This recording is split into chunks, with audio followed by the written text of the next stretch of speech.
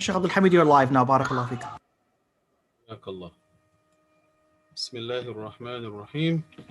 Alhamdulillahi Rabbil Alameen. Wassalatu wassalamu ala khatamil anbiya'i wal mursaleen wa ala alihi wa ashabihi wattabi'een wa man tabi'ahum bi ihsanin ila yawmiddin amma ba'd.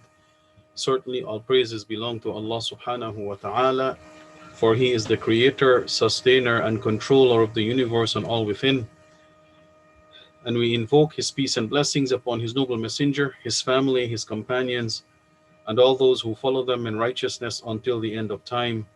And may Allah the Exalted cause us all to be among them. Respected sisters and brothers in Islam, Assalamu alaikum wa rahmatullahi wa barakatuh. I trust that everyone is doing well and staying safe, and hopefully starting to think about Ramadan, because as you all know, Ramadan is, as we say, just around the corner, and we have probably just about 6 weeks or so. Anyways, in terms of our class today, mashallah, we continue with looking at, this time we continue from the barriers of inheritance. So we looked at reasons why someone might inherit in terms of your relationship with the deceased.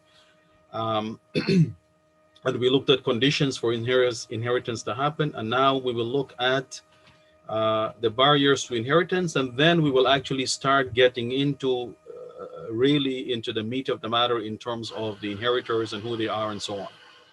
So there are actually 3 barriers to inheritance. And of course, the word barrier speaks for itself. A barrier is something that's an obstacle in your way. And so it bars you from proceeding, right? So barriers to inheritance basically means something that will prevent a person from inheriting. The first barrier is slavery. If someone is a slave, that person cannot inherit and cannot and will not be inherited, right? So that person does not inherit, nor does anyone inherit him. And in terms of the question why, like why can no one inherit the slave, or why can't the slave inherit? Well, the reason is the slave and everything that the slave owns belong to the master. This is what slavery is, right? Slavery is, the slaves are considered possessions of the owners or the masters. So if the slave inherits, whatever he or she inherits automatically will pass on to the master. All right. The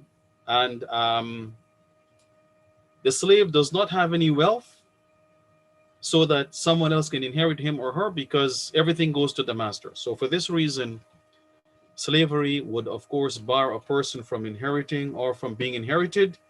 Now, it is important to also note that since slavery has been abolished in modern times, and there are no legitimate ways of obtaining a slave, this issue, right, is no longer applicable. It's no longer relevant.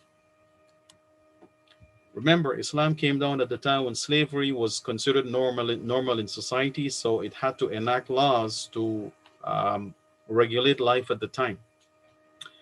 But since slavery does not exist anymore, at least in a legitimate way, right? We're not talking about the illegitimate ways, because there is slavery, but it's illegal per se. And that Islamically is wrong. So, someone cannot obtain a slave through illegitimate or illegal ways and then want to apply the laws of Islam. No, that's wrong. It's haram. So you can't do that. So just note that this barrier is not relevant anymore because slavery has been abolished. The second barrier is murder. All right. So the murderer does not inherit. There's no inheritance for him. Why? Because he has killed a relative. Right. And of course, murder here talks about killing the person you're going to inherit. If you kill the person you're going to inherit, then that act of murder becomes a barrier to inheriting. And this is why, sometimes people want to sort of speed up their inheritance. They can't wait for it. So they kill their relative to ensure that the person is punished for their vile deed. Allah subhanahu wa ta'ala has forbidden the murderer from inheriting. You cannot murder the person and benefit from the murder. You won't. You will not inherit. Now, the murdered person could inherit the murderer. If the murderer happens to die before, all right, let's say the murderer stabs the person, and it's a serious stab wound. They have life-threatening injuries. They're in hospital for a few days. In the meantime, the authorities arrest the murderer, and they, let's say, grant him the death penalty right away. And so the murderer is, hanged to death, or injected with lethal injections to kill him, whatever. So if the murderer ends up dying before the murdered person, right, and then the murdered person in hospital dies a day or two later after that, then the murdered person will inherit the murderer, but the murderer will not inherit the murdered person under no circumstances. Right? Like I said, the murdered person could be severely injured, remain alive for a while until the murderer dies, and he can inherit that person. Although the murdered person, if he or she dies soon after, they're not going to benefit from that, but at least whatever they inherit will now become part of their asset, so it will be passed on to their inheritors. So murder does not pay, as we say. And the third barrier is difference in religion. A difference in religion. So the Muslim cannot inherit a disbeliever.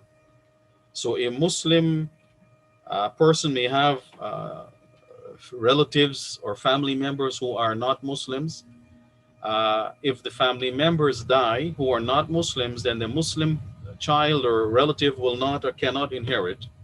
And likewise, the disbeliever or the non-Muslim will not inherit the Muslim person. And this is based on the hadith in Sahih Muslim, in which the Prophet ﷺ said that the Muslim does not inherit the disbeliever, nor does the disbeliever inherit the Muslim. Right? Because of this major difference in aqidah, in belief, and in religion. So these are the three barriers that might prevent a person from inheriting. What is important to note is that if one or more of these barriers are present, then it is as if the person is not even there, right? The presence of one or more of these barriers equals absence, and that is the person will not inherit. And so their presence is like their absence. They will not inherit, nor will they affect anyone else from inheriting. Because some inheritors prevent others completely, or they reduce their shares.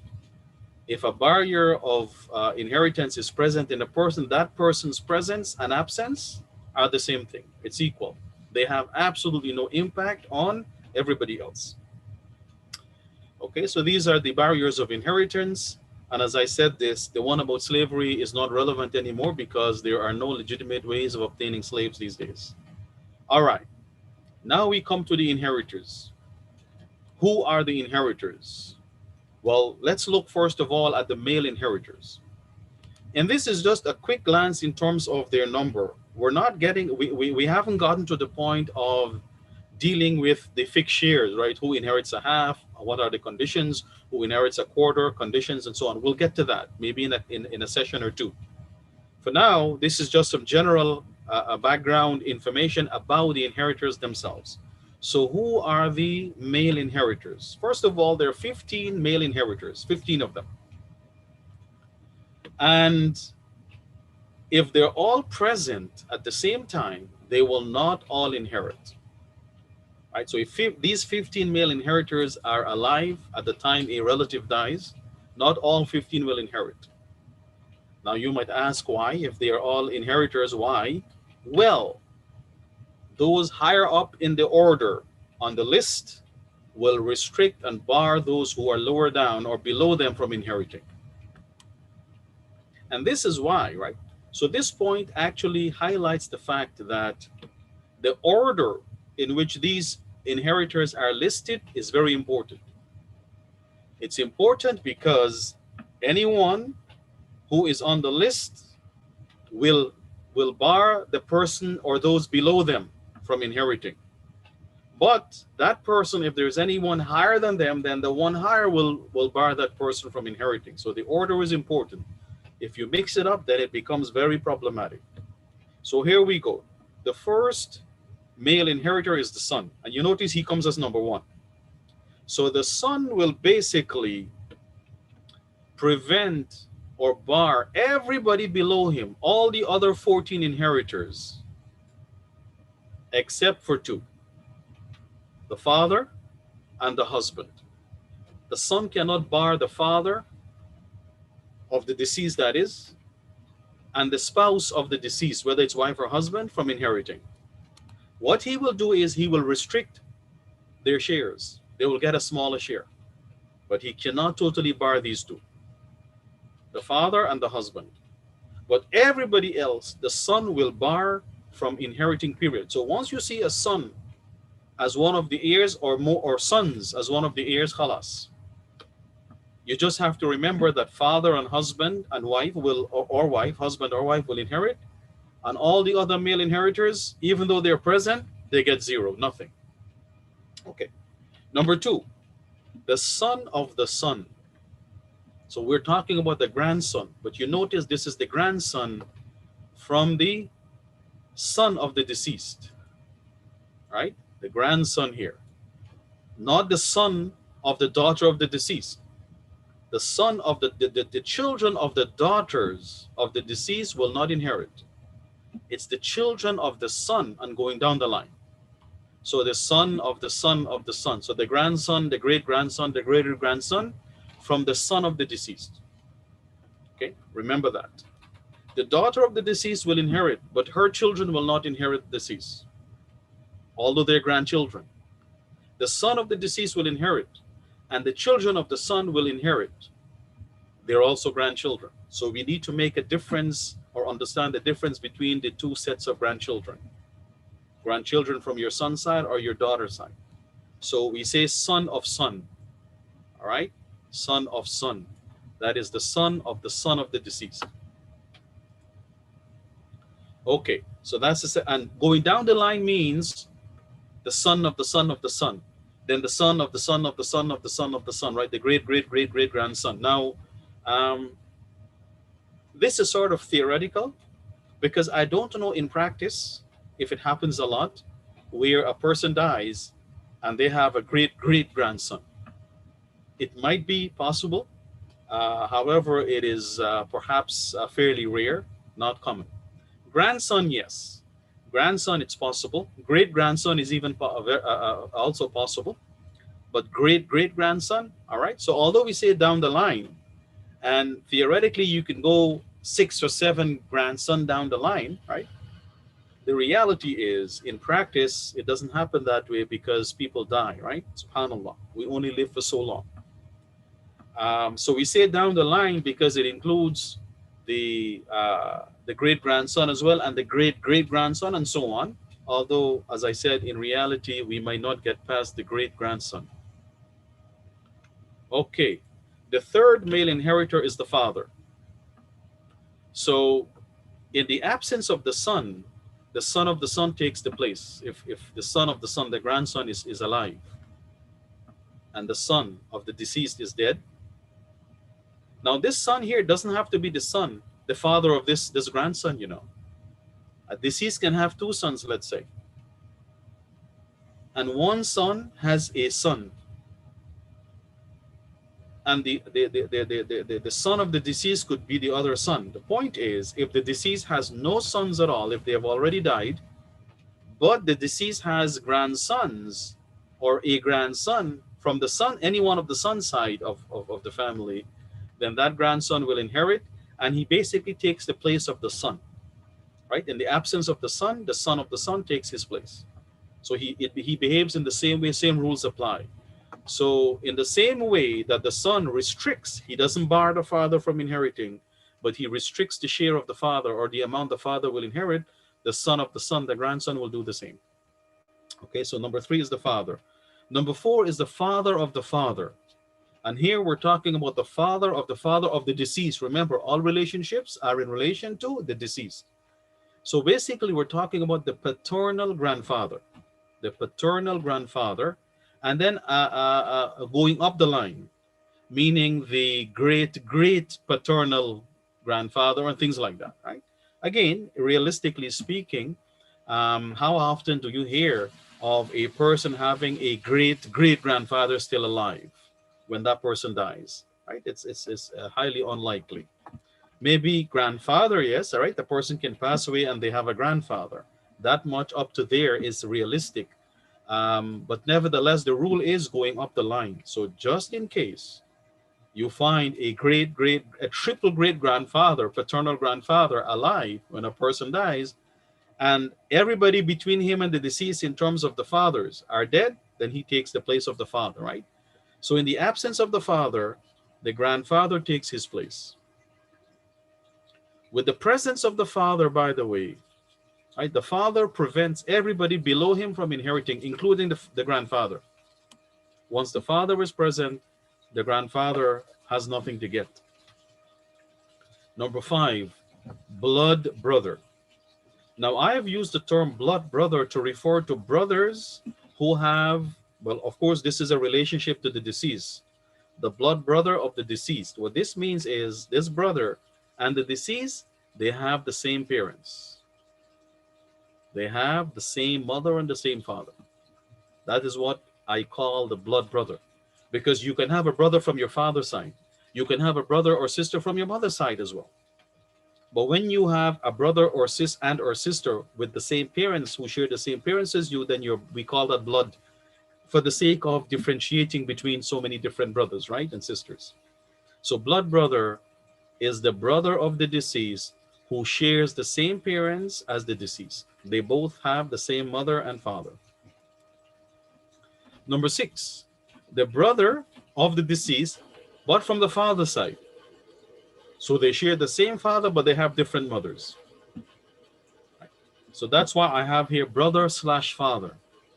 Or, in the handout, you might see brother from the father's side. Excuse me. So this is number 6. Remember, brothers and sisters, this order is important. So you notice a certain way that this order is progressing, right? Son and grandson, son, then grandson, then father, grandfather. And after that comes the brothers. And then you have the different brothers, right? Blood brothers, brothers from the father's side, and so on. All right, so that's number 6. Number 7, if I can just erase this here quickly. Oops, sorry. Eraser. I don't want to, okay. Number 7 is brother from the mother's side. So here we have 3 brothers. Right? We have the blood brother, the brother of the deceased who have the same parents as the deceased. You have the brother of the deceased who has the same father as the deceased. And then you have the brother of the deceased who has the same mother as the deceased. So this is the brother from the mother's side. That's number 7. Number 8, now we come to the children of these brothers, the son of the blood brother. Right? And you know what blood brother means here. Now, son says it seems singular here, but remember, if the blood brother has 2 or 3 or 4 sons, then they all are considered the same, right? So don't let the singular word or the plural word fool you. It's either one or more. Number 9, son of the brother from the father's side. Number 10, now notice here, the son of the brother from the mother's side does not inherit. The son of the brother from the mother's side does not inherit. Actually, there is a general principle in fara'id that states, if a person is related to the deceased through a female, then that person does not inherit, except for the children, the brothers of and sisters of the deceased from the mother side. Notice here, number 7, the brother from the mother side, he is related to the deceased through a female, the mother, but he still inherits. So this is the one exception. So the general principle is, if a person is related to the deceased through a female, then that person will not inherit, except for this one exception here, right? Number 7. So the son of the blood brother, then number 9 is the son of the brother from the father's side. The son of the brother from the mother's side will not inherit, right? Because that person will end up being related to the deceased through the mother, right? The grandmother. Number 10 is the paternal blood uncle. Now I say paternal because we're talking about father's brother. And I say blood uncle because what this means is that the uncle of the deceased and the father of the deceased share the same parents. All right? Blood brothers and sisters are siblings who share the same parents, mother and father. Blood uncles are your uncles who share the same parents as your father. Because your uncles are your father's brothers, right? Not the mothers. Remember, we're talking about paternal. Again, the mother's brothers will not inherit because they're related to the deceased through the mother, a female, so they will not inherit. So remember that general rule. It actually makes life very easy. If there's a female between you and the deceased, you will not inherit except for the brother or sister from the mother's side. So the paternal blood uncle, this is what I call it, right? Paternal meaning from the father's side, blood meaning this uncle and the father of the deceased have the same parents as the deceased. Okay, so that's 10. Now we have to get to 15. Number 11 is the paternal uncle, again, the father's brother. But this time, this is the uncle who has the same father as the father of the deceased. So the father of the deceased and his brother, right, this uncle, they are related through their father. They have different mothers. I hope it's not too confusing. If it's confusing, then let me know, all right? Uh, go into the chat. Okay, I just happened to look at the chat and I came across this question. What if a non-Muslim make a Muslim in his testament, in his will? Let's say a non-Muslim puts you in the will. According to the hadith, you should not accept that money, give it out in charity, because that is a barrier to inheritance. If the non-Muslim gives you something while they are alive, then that is okay, but not in the will. All right, number 11 is the paternal uncle. Right, so your uncle from your father's side. But this time, this is the uncle who has the same father only as the father of the deceased. Number 12. Now we come to the sons of these uncles. So notice the pattern. Son, grandson, father, grandfather. Brothers are three kinds: blood from father's side, from mother's side. Then their sons, all right, except the brother from the mother's side. Then the uncles, then their sons, right? So if you remember that pattern, it's fairly easy to remember these guys. Okay, so number 12 is the son of paternal blood uncle. So paternal meaning from your father's side, and blood uncle meaning that uncle and the father of the deceased have the same parents, right? The son of that uncle. Then we have the son of the paternal uncle who has the same father only as the father of the deceased. Okay, so hopefully it's not confusing. Number 14 is the husband. And as I mentioned, the son and grandson, right? The general rule is with these male inheritors, anyone higher in the order will prevent all those below them from inheriting.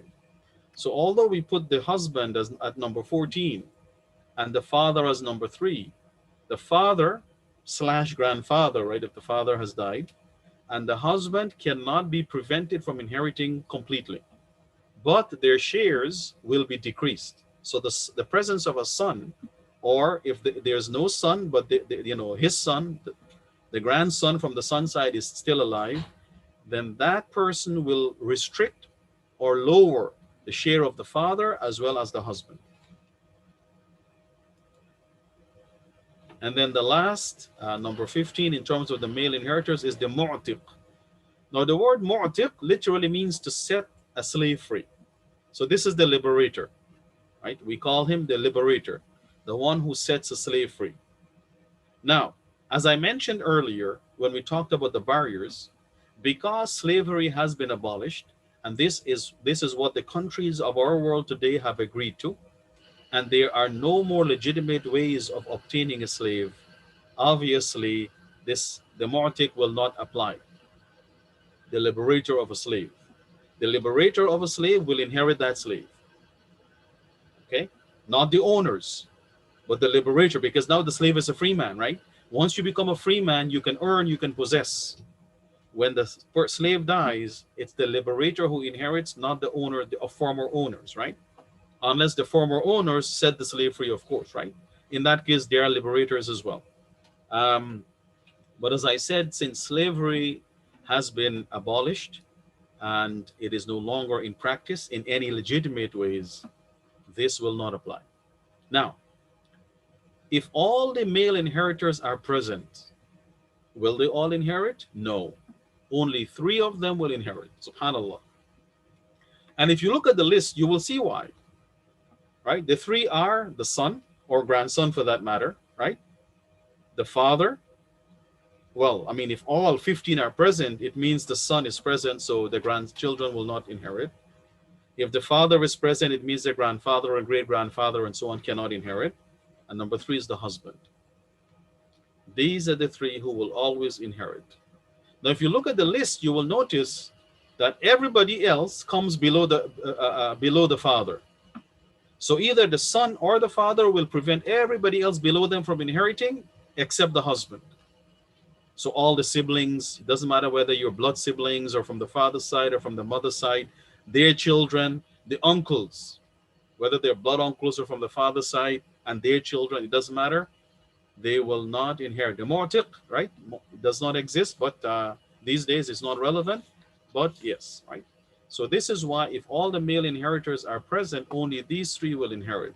So the list and the order of the list is very important. If you learn that, then it becomes easy when you have when we start dealing with the mas'alas, right? The issues. A person dies and they leave a bunch of inheritors. How do you determine who inherits and who doesn't, right? This is important for that. Okay. Now the next issue is, as we said, the son will prevent all the male inheritors below him from inheriting except the father and the husband, right? I should have mentioned the husband here. The son cannot prevent the husband. The parents and the spouse will always inherit. Now, I didn't say son of son because the son will prevent the son of son, the grandson, from inheriting. Yep. Now, the father will prevent, if you look at the list, he will prevent all the male inheritors below him from inheriting, except again, of course, the husband, right? Because below the father, that's it. There is no exception except the husband. So the son will prevent everyone except father and husband, and the father will prevent all except the husband from inheriting. And as I mentioned, the basic principle is the one higher up in the list will prevent those lower down from inheriting. So everybody below you will not inherit. Okay. Okay. Now, those are the male inheritors. What about females? Females can inherit, right? Remember, Allah subhanahu wa ta'ala gave the right of inheritance to females as well. There are 10 female inheritors, 10 of them. And of course, not all will inherit at the same time, just like the male inheritors, right? There is an order that they will come in. They will inherit, of course, in the order of their inheritance. And this is, number 1, the daughter. The daughter of the deceased, right? That's what we're talking about here. Remember, all relationships are in relation to the deceased. So when we say daughter, we mean of the deceased. Son of the deceased. Grandson of the deceased. Father of the deceased. Uncle of the deceased. And so on. So the daughter is just like the son, right? Because that's her brother. The son is her brother. Of the deceased, that is. So they are of the highest level. No one can prevent them from inheriting. The daughter. Right. So she's the first female inheritor. The second is the daughter of the son going down the line. Now, when we talked about reasons for inheritance, we talked about the furu', right? The branches. Remember, reasons for inheritance are 3. You can be related to the deceased by blood, or by marriage, or through wala, which is setting a slave free, which is no longer relevant these days. So basically, we only have 2, right? Your relationship to the deceased is either through blood or through marriage. And through blood, there are 3 types of relationship through blood. You have the branches, the origin, parents. Branches are the children and grandchildren going down the line. The asl, the origin, are the parents and grandparents going up the line, and the hawashi, the fringes, right? In other words, the hawashi are sort of further than the furu, than the branches. Those are the other relatives. So the daughter of the son, not the daughter of the daughter. Remember that. When we talked about the furu, it was mentioned that the daughter of the daughter will not inherit, although she's a granddaughter. It's the daughter of the son who will inherit. Okay? Daughter of the son, not daughter of daughter. This is important to remember. Although they're all inherit grandchildren. Because remember the principle, the daughter of the daughter, the granddaughter, finds a female between herself and the deceased. And that's a general principle. If you have a female between you and the deceased, you will not inherit. All right. Let me just erase this. And number 3 is the mother. The mother can never be prevented from inheriting. Her share can be decreased, yes, right? The daughter can decrease her share, but she will always inherit. She cannot be prevented from inheriting. Number 4 is the mother of the mother. So the maternal grandmother, not the mother of the father. Talking about the mother of the mother, right?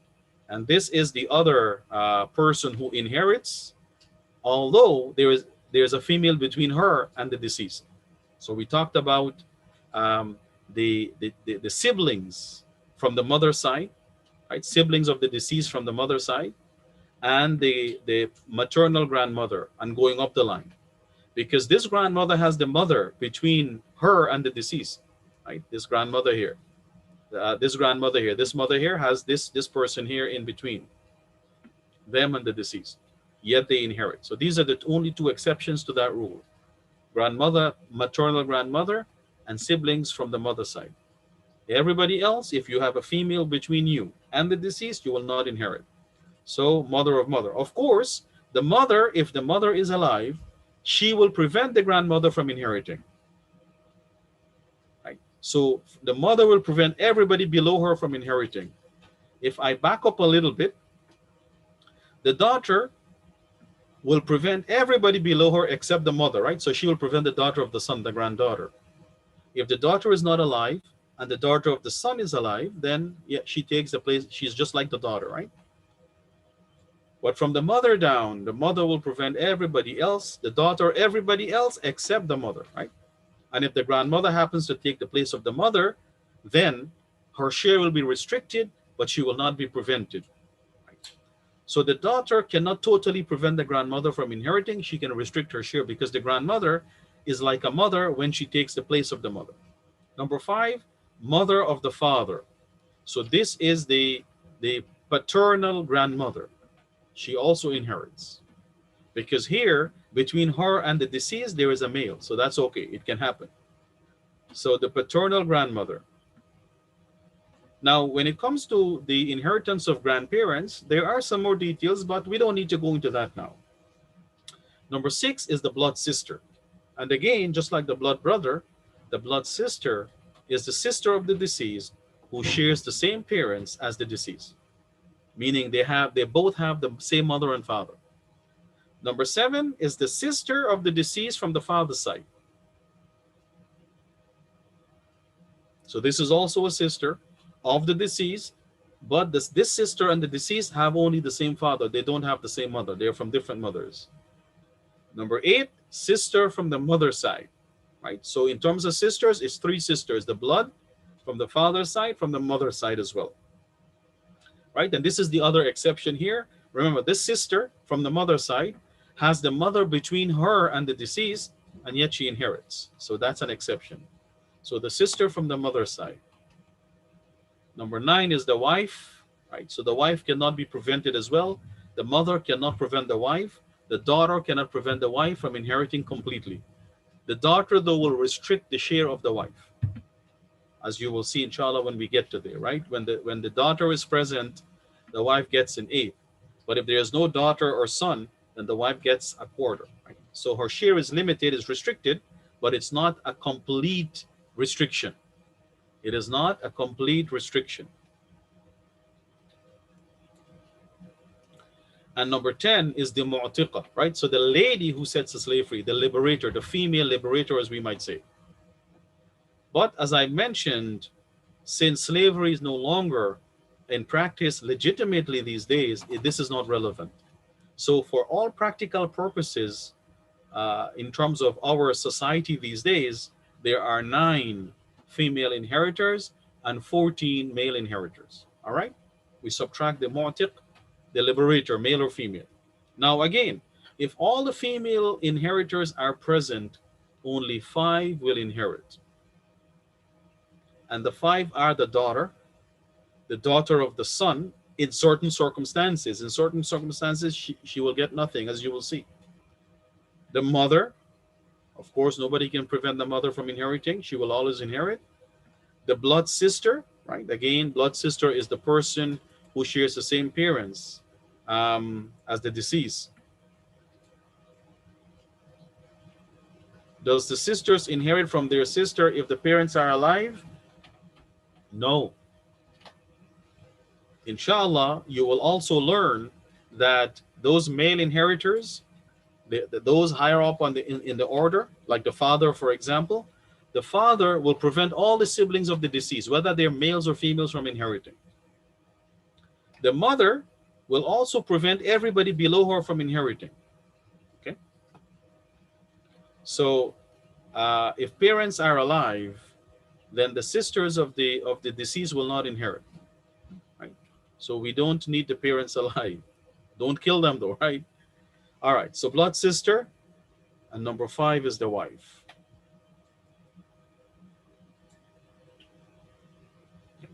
So daughter of son, the granddaughter, mother, blood sister, wife.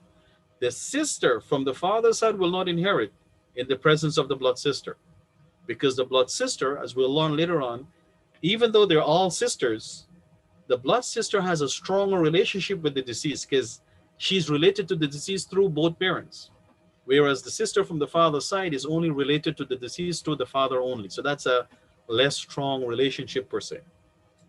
Okay. All right, mashallah. So these are the 5 females who will inherit if all the females are alone. If males and females are together, that's another issue. All right? All right.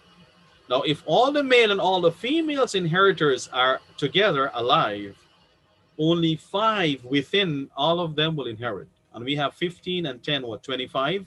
If we minus the 2, right, for the liberator, male and female, we're left with 23. If all 23 inheritors, male and female, are present, only 5 will inherit. Here are the 5. Number 1, the father. And number 2, mother. As I said, father and mother will always inherit. Their share might be a little bit less due to the presence of certain people, but it doesn't matter. They will always inherit. They cannot be totally prevented.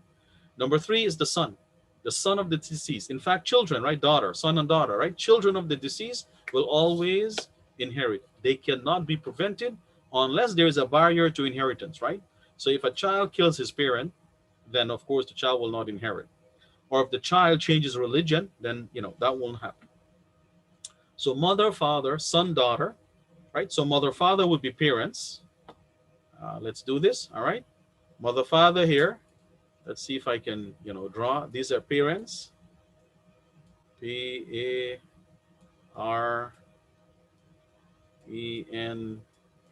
Sorry, guys.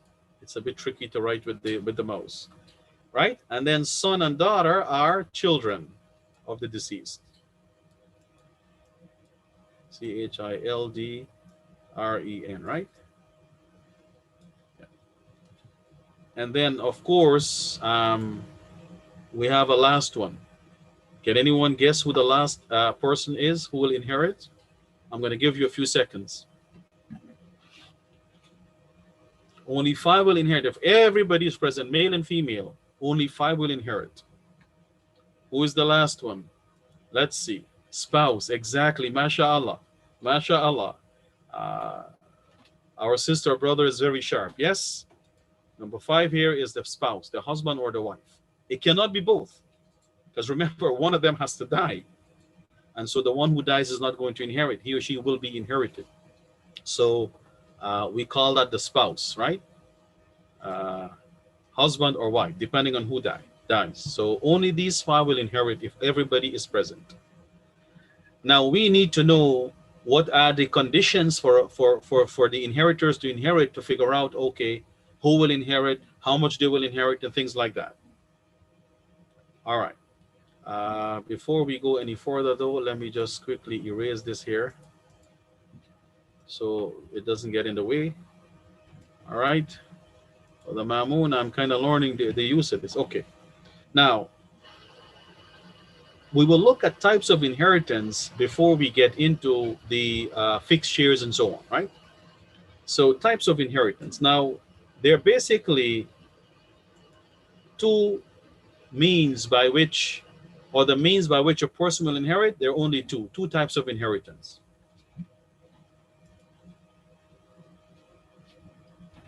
If the son changes religion, does that negate the grandson? No. Remember, brothers and sisters, we said that if a barrier is present, the person who for whom the barrier is present, that person's presence is like their absence. It's like they're dead.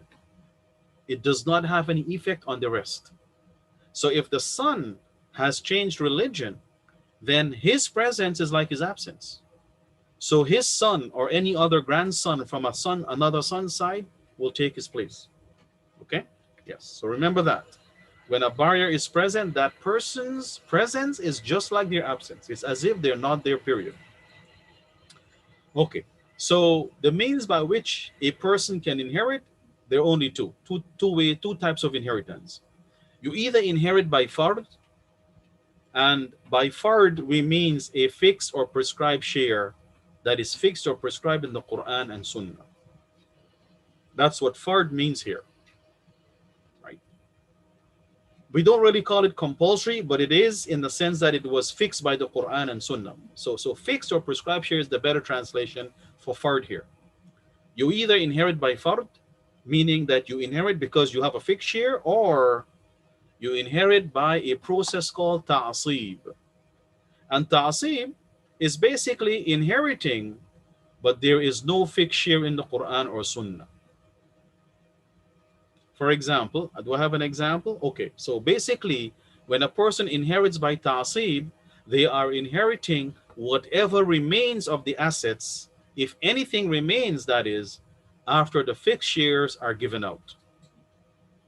After the fixed shares are given out. So this is called inheriting by ta'asib. For example, the son of the deceased does not have a fixed share.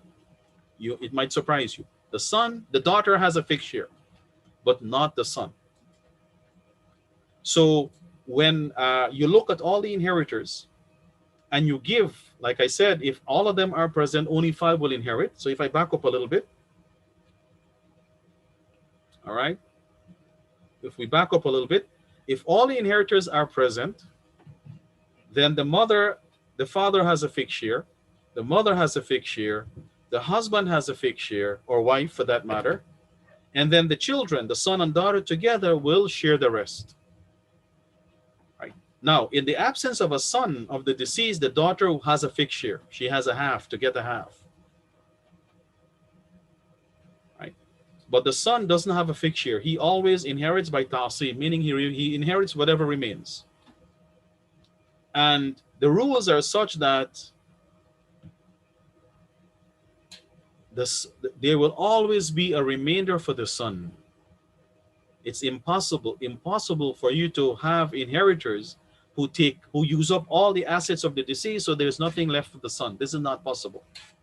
And you will see as we get into the more details, inshallah.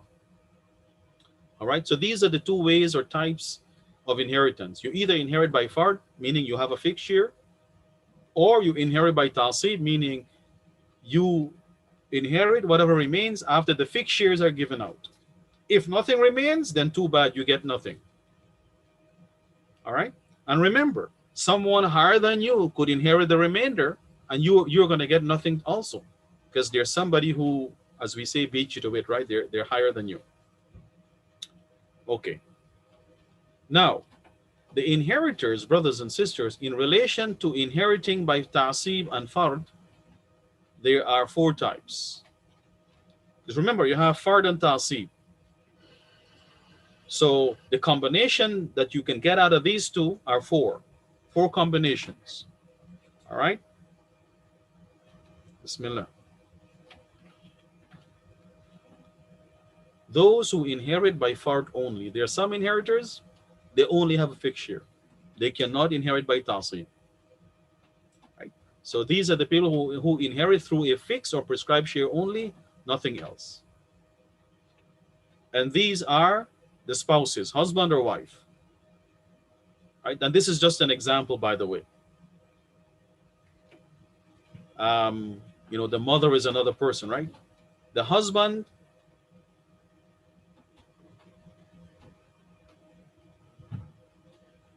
so the husband, the spouses inherit by fixed shares only. They can never inherit by ta'asib. Number 2, you have those who inherit by ta'asib only. This is another possibility of the two. For example, there's no fixed share, right? Remember, ta'asib means there is no fixed share. You simply inherit whatever remains after the prescribed shares are given out. So people like the son, the blood brother, the brother from the father's side, and so on, they will inherit by ta'asib. As I mentioned, there is no way the son can ever, that the assets can be used up so the son does not inherit. But it is possible for the blood brother to be prevented by the son, let's say, or by the father from inheriting. So although he's present, he won't inherit because someone higher on the list is also present, right? But this is what we mean by those who inherit by ta'asib only. They don't have a fixed share period. They only claim whatever is left over. Number 3 are those who inherit sometimes by fard and sometimes by ta'asib, and sometimes they combine the two. So they get a fixed share plus they get ta'asib. Subhanallah, remainder. Right? Wouldn't it be nice to be one of these guys? You get 2 shares. All right. So number 3, the possibility is those who inherit sometimes by fard, sometimes by ta'asib, and sometimes they are able to combine them, such as the father. The father will inherit by fard. If there is a son, if there is a daughter, right, of the deceased, the father gets 1/6. That is his fixed share. That's the fard. Then, if anything remains after the daughter gets hers and the other spouse gets hers or his and so on, then the father also gets the remainder by ta'asib. All right. If the son is present, he will only inherit by fard 1/6. That is no ta'asib for him. If there is no children, son or daughter, he will inherit by ta'asib only, no fard. But if there is a daughter, then he combines fard and ta'asib. Because of the presence of the daughter, he will get 1/6. That's his fixed share. And then the rest will be his as ta'asib. And the 4th possibility is those who inherit sometimes by fard and sometimes by ta'asib, but they never ever combine the two. Number 3 is different from number 4. Pay attention to that. Number 3 combines fard and ta'asib sometimes. Number 4, they never combine them. For example, the daughter and the daughter of the son. If there is no son, the daughter inherits by fard, a half. Or if there are 2 or more, they share 2/3. But if there is a son as well, then the son and the daughter together inherit whatever is left by ta'asib. But she can never combine the two like the father, right? The father can get a 6 as fard, and then the rest as the remainder by ta'asib at the same time. The daughter cannot do that. Either she gets a fard portion, or she will inherit by ta'asib if her brother is present, but she cannot combine the two. Okay, we will stop here because I have the details of each one of these possibilities. There are details. Those who inherit by fard only, there are 7 of them. Those who inherit by ta'asib only, those who inherit by fard and ta'asib and combine, and so on. All right. But it's getting on to 9 p.m. So I want to leave a little bit of time for any questions anyone might have, or or comments. Okay. So, any questions? Now, brothers and sisters, don't worry. Keep the handout with you when you are dealing with these issues, because I don't expect you to remember all the rules and all the conditions and so on until you get practice, right? So always consult with the handout. Can this person inherit in the presence of this person, right? Consult with the handout, right? Go to the male inheritors, look at the order of the list, see who comes after whom and so on. And this will help you to figure out that a person, although he or she is present, they will get no share. And of course, as we go into the next couple of classes, we will deal more and more with a lot of examples of people dying and leaving certain inheritors behind, and who inherits how much and who is restricted and things like that. All right. Okay. Also, as I've been doing the PowerPoint presentation from the handout, I have made a few corrections and changes. I was not able to send it to Brother Ma'moon to post for all of you, but inshallah, I will do that before the next class. So when the handout is posted again, you should discard all the older ones and use this new one, because there have been some significant changes. Okay. But for now, what you have still will still work till you get the new one, inshallah. Any questions? Yeah, Sheikh, there's a couple of questions in the chat. If you just want to take a look at it real quick, inshallah. There is I don't see anything in the chat here. um I see, if the son changes religion, I answered this already. okay, Does that's that the negate one. the grandson? Okay. As I said, no, no, because when a barrier is present, that person's presence is like their absence. It's as if they're not even there, period. So yes, I have answered the questions. There are a few in the chat, and I've answered them. Yes, as they came up. Any more Okay. questions, brothers No, and sisters? there are no more questions, no, Sheikh. Okay. All right. So everyone, um, we have gone through some important stuff today. I need you to, inshallah, over the next course of the next week, reread it and take your time, and maybe you'll come up with questions then. We can deal with them next time. So you all take care. May Allah subhanahu wa ta'ala, first of all, thank you all for joining us. I hope, you can see the benefit in this class. It's a subject matter that is that is not talked about much, and it's not taught a lot. People don't even pay attention to the issue of their wills, right? They don't understand the importance, subhanallah. But now the importance. Share it with your family and friends. Let them get involved, so that whenever death comes, they're prepared in terms of having a will, so that the inheritors are not fighting among themselves. And may Allah subhanahu wa ta'ala teach us all what is beneficial to us. May He cause us to benefit from what we learn. And may He increase our knowledge so that we can better serve Him and worship Him. Wassalamu alaikum wa rahmatullahi wa barakatuh.